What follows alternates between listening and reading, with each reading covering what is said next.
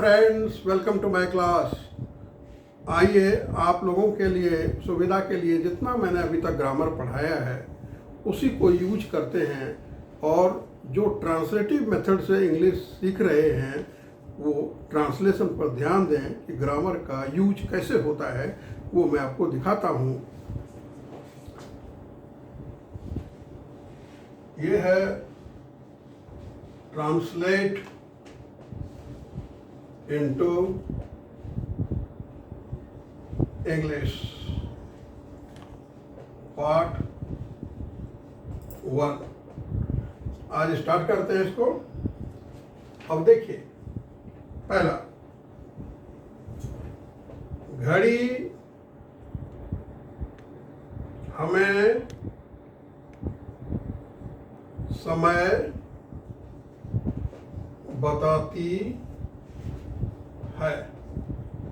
अब इसको जब ट्रांसलेट करेंगे आप तो नॉर्मली क्या करते हैं आप, वॉच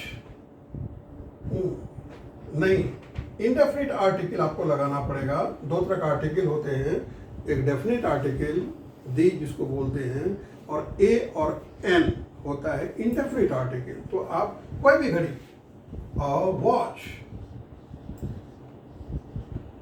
समय बताती है, इसके बाद वर्ब लगेगा। ए वॉच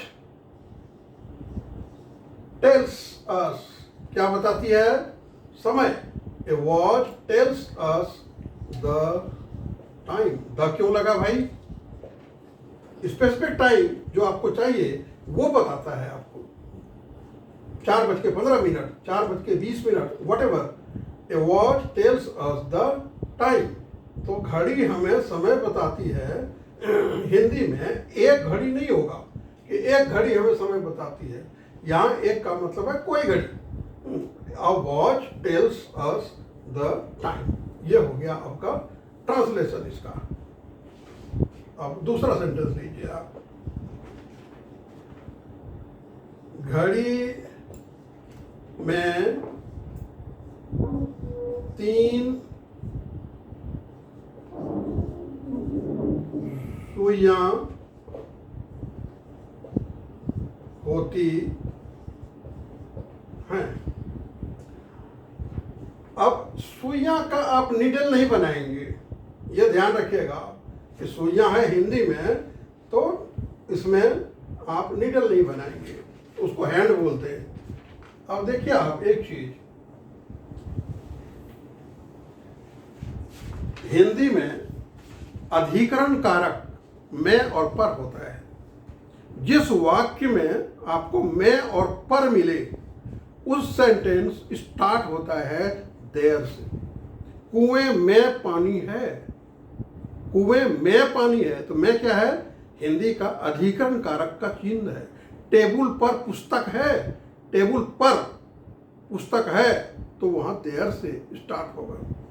एक हाथ में 5 अंगुलियां हैं, 5 अंगुलियां हैं, तो 5 अंगुलियां हैं मतलब हाथ में, तो अधिकरण कारक का चिन्ह हो गया। तो जिस सेंटेंस में मैं और पर हो उसको स्टार्ट आप देयर से करें। अब देखिए यहाँ क्या है, घड़ी में 3 सुइयां, यहाँ देखिए घड़ी में 3 सुइयां होती हैं, तब क्या कहेंगे आप? देयर आर, प्लुरल है, देयर आर 3 नीडल्स नहीं, तब क्या कहेंगे? 3 hands. There are 3 hands in a watch. कोई भी घड़ी में 3 हैंड्स होते हैं। There are 3 hands in a watch. In watch नहीं बोलेंगे, इन अ वॉच बोलेंगे आप। तो ये हो गया, घड़ी में 3 सुइयां होती हैं। अब इसी को आप मल्टीप्लाई करने के लिए मैंने बोला कि मैं पर का जहां जहां है, ये मैं सेंटेंस सिखा रहा हूं, तो आप देख लीजिए। कुएं में पानी है, there is water in the well. समुद्र में पानी है, there is water in the sea. 5 अंगुलियां होते हैं, there are 5 fingers in a hand. ठीक है। मेरे स्कूल में 40 शिक्षक हैं, मेरे स्कूल में there are 40 teachers in our school. इस तरह की बात, जितने भी सेंटेंस होंगे मैं और पर वाले, वहाँ मैं स्पेशल क्लास नहीं ले रहा हूँ देयर का, मैं इसी में बता रहा हूँ आपको, तो आपका समय बचेगा। There are 3 hands in a watch. Number 3, ये तीनों मतलब 3 हैंड्स, ये तीनों हमें घंटे, मिनटों और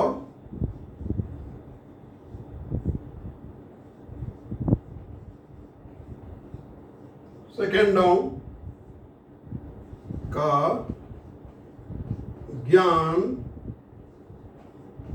देती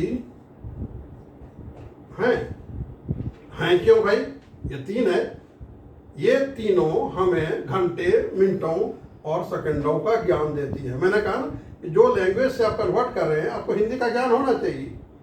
अगर हिंदी का ज्ञान नहीं है तो इंग्लिश में आप गलती करेंगे। तो क्या कहेंगे कि ये तीनों घड़ियां, मतलब these three, अब these 3 हैंड्स बोलने की जरूरत नहीं है। these 3 inform us about hours, minutes and seconds। तो ये तीनों these 3 हमें घंटे, मिनटों और सेकंडों का ज्ञान देती हैं। ज्ञान देना का मतलब है इन्फॉर्म करना यहाँ। तो these 3 inform us about hours, minutes and knowledge देना। यहाँ ज्ञान का मतलब नॉलेज नहीं है, यहाँ इंफॉर्मेशन है। तो इस बात को आपको ध्यान रखना पड़ेगा। These 3 inform us about hours, minutes and seconds। आगे बढ़ते हैं। ये एक क्लास नहीं है, ये समझिए कि इस तरह के जितने भी सेंटेंसेस हैं वो आप बना रहे हैं। अब नंबर 4, घड़ी। टॉपिक घड़ी का है। घड़ी हमारे जीवन का एक महत्वपूर्ण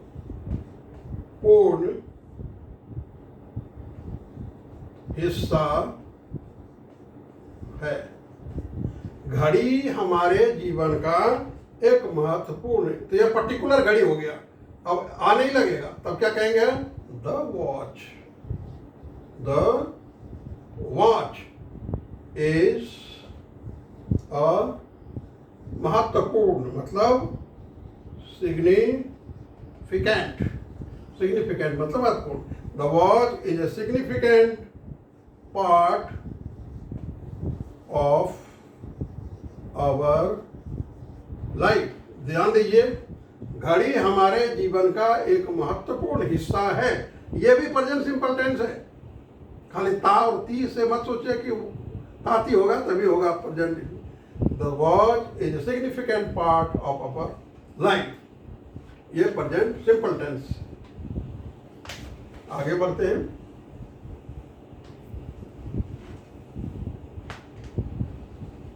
पांचवा, हमें हमेशा अपने और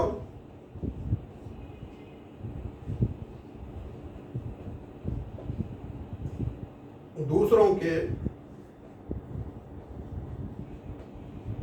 समय का मूल्य समझना चाहिए। क्या बोल रहा है? हमें हमेशा अपने और दूसरों के समय, मतलब ना अपना समय वेस्ट करें आप, ना दूसरे का समय वेस्ट करें, दोनों का कीमत समझें, दोनों का मूल्य समझें आप। तो इस बात को आप कैसे बोलेंगे? चाहिए तो क्या कहेंगे? हमें, प्लूरल, वी शुड, हमेशा, we should always value, we should always value, ये वर्ब का काम कर रहा है यहाँ। We should always value ours as well as, मतलब उसके साथ साथ अदर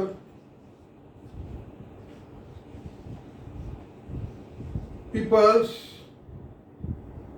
टाइम। क्या था?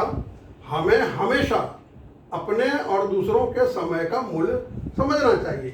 तो we should always value ours as well as other people's time. तो सेंटेंस लगता है बड़ा रहे, लेकिन जब आप ग्रामर सीख लेते हैं तब आपको आसान लगने लगता है ये। नेक्स्ट सेंटेंस,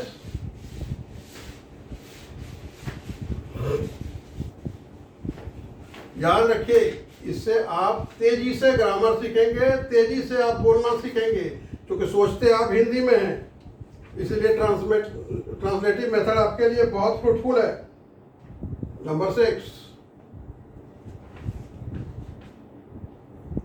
समय का हिसाब घड़ी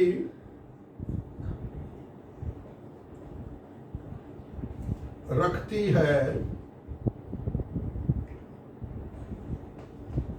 इसीलिए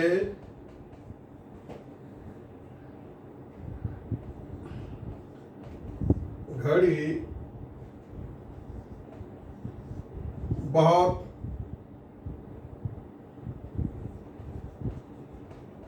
उपयोगी है। समय का हिसाब घड़ी रखती है। यहाँ हिसाब का मतलब कैलकुलेशन नहीं है, क्या है? रिकॉर्ड। समय का हिसाब घड़ी रखती है, इसका मतलब कोई भी घड़ी। तो कोई भी घड़ी के लिए अ वॉच, द वॉच नहीं, a watch keeps record, keeps record of time. कौन कब आया कब गया, इसका रिकॉर्ड रखता है। A watch keeps record of time. That is why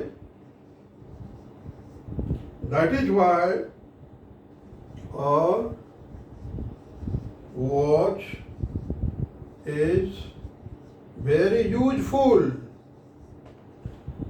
A watch keeps record of time. That is why a watch is very useful. देखिए, आप वर्ड के चुनाव में गलती कर देते हैं। समय का हिसाब घड़ी रखती है। अगर आप सोचने लगे कि वॉच कैलकुलेट्स या keeps on eyes on calculation, ये सब फालतू बात है, ये इस पर ध्यान नहीं दीजिए। आप क्या कहेंगे? आप वॉच कीप्स रिकॉर्ड। आप कॉमन सेंस का इस्तेमाल कीजिए। Keeps record of time, that is why a watch is very useful. ये देखिए, इस तरह की जो भी सेंटेंस है उसमें यूज होगा। अगर मैं 10 सेंटेंस बता रहा हूं तो समझिए वो हजारों सेंटेंस के बराबर है। आप मल्टीप्लाई कीजिए नॉलेज को।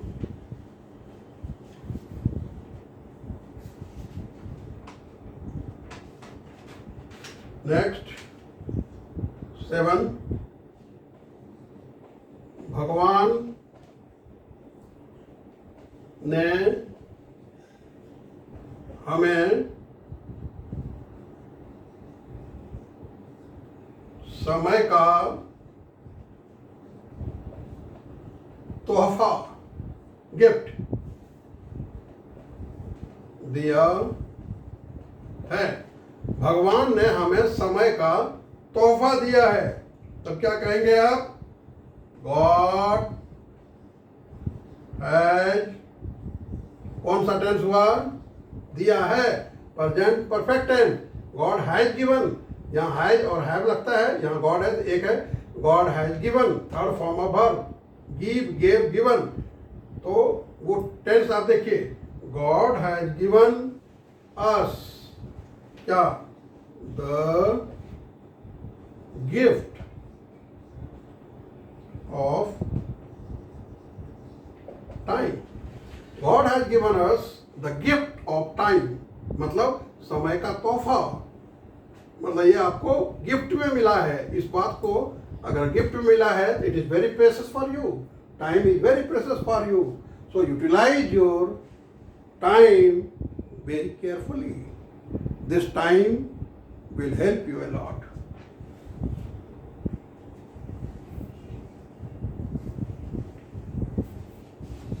नंबर 8, हम घड़ी की चर्चा कर रहे हैं तो घड़ी पर ही बात कर रहे हैं।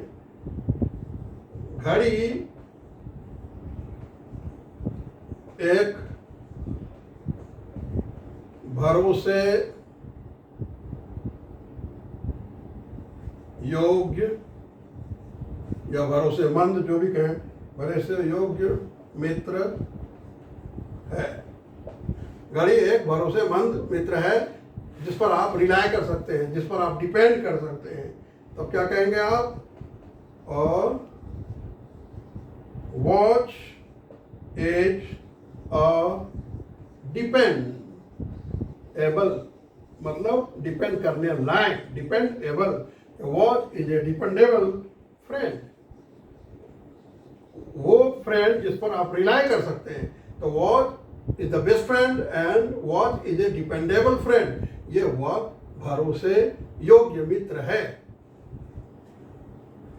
नेक्स्ट,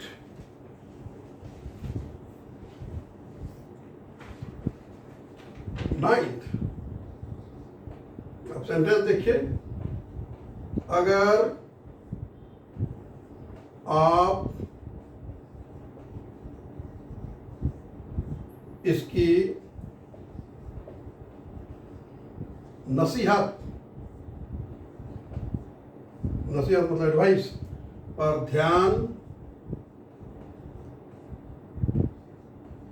नहीं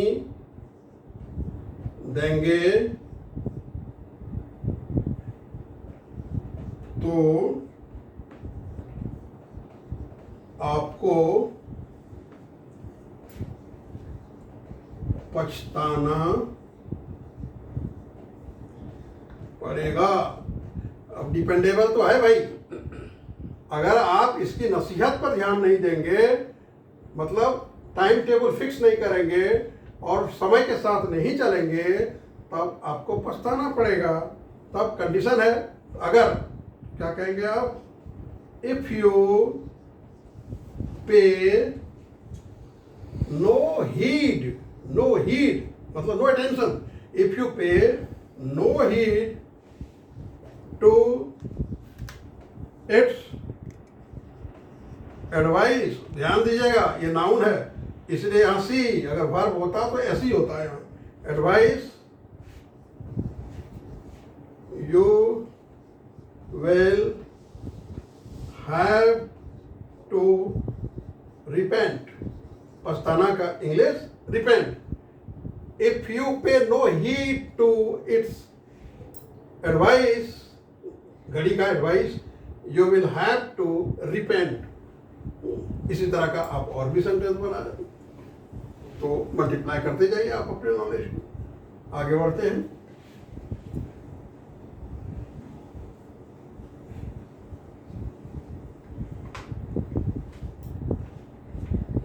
दसवां, घड़ी से दोस्ती कर लो। घड़ी से दोस्ती कर लो। सफलता, घड़ी से मतलब टाइम से, सफलता आपके कदम चूमेगी। घड़ी से दोस्ती कर लो। दोस्ती करना मतलब बिफ्रेंड, दोस्त बनाना। बिफ्रेंड ये क्या हो गया? ये वर्ब हो गया, ये कमांड हो गया। तो बिफ्रेंड मतलब दोस्ती करना, मित्र बनाना। बिफ्रेंड अ वॉच, घड़ी से दोस्ती कर लो, बी फ्रेंड ऑफ वॉच। तब success will kiss, success will kiss your